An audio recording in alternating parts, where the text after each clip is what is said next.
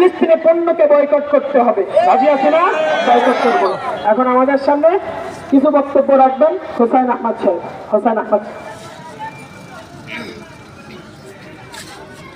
আসসালামু আলাইকুম ওয়া রাহমাতুল্লাহি ওয়া বারাকাতুহু। আসলে শান্তি আমাদের বুকের মধ্যে নেই বললেই চলে। আমাদের মুসলিম উম্মাহ যখন একদিকে মার খায়, অন্যদিকে অন্য মুসলিমরা আনন্দে মেতে তারা ইচ্ছা মতো নাচ গানার ভিতরে বের হতে থাকে, ঠিক কিনা?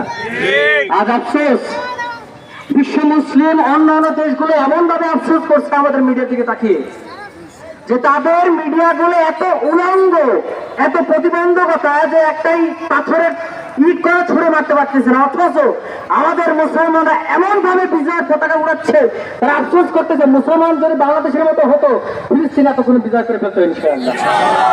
আমরা মুসলমানেরা গাজাবাসীদেরকে জানিয়ে দিতে চাই, আমরা আমাদের হাত দুটো শৃঙ্খলা আবদ্ধ রেখেছি এতদূরে, কিন্তু তোমাদের জন্য আমাদের বুকের রক্তটা আমরা ঢেলে যেতে জানি ইনশাআল্লাহ। আমরা আমাদের ইসরায়েলি সকল পণ্য একত্রভাবে একসাথে হয়ে ওয়াদাবদ্ধ করতে চাই। যারা ব্যবসায়ী আছে, যারা এই ব্যবসায়ী রয়েছেন, তাদের মধ্যে কোনো ইসরায়েলি পণ্য বিক্রি করবো না। যারা বিক্রি করবে তাদের সাথে কোনো সম্পর্ক রাখবো না।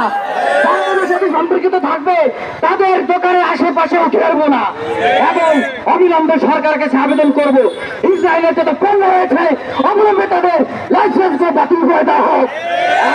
মুসলমানরা যারা অবস্থান করছি সর্বপক্ষে ইসলামের পক্ষে হয়ে ইসরায়েলের মনে তাদের কলসিতে ঢুকিয়ে দিতে চাই, আমরা কখনো মুসলমান তাদের সাথে থাকতে রাজি নই। আর আমরা সরকারের কাছে অবিলম্বে আবেদন করব আমাদের বাংলাদেশের তাওহীদি জনতাকে তাদের দেশে পাঠিয়ে দেওয়া হোক। আমরা যুদ্ধ করে রক্ত দিয়ে প্রয়োজনে নিজের জীবন দিয়ে ফিলিস্তিনকে স্বাধীন করতে রাজি আছি ইনশাআল্লাহ। কারা কারা হাত তুলে দেখতে চাই? আসসালামু আলাইকুম ওয়া রাহমাতুল্লাহি ওয়া বারাকাতুহু।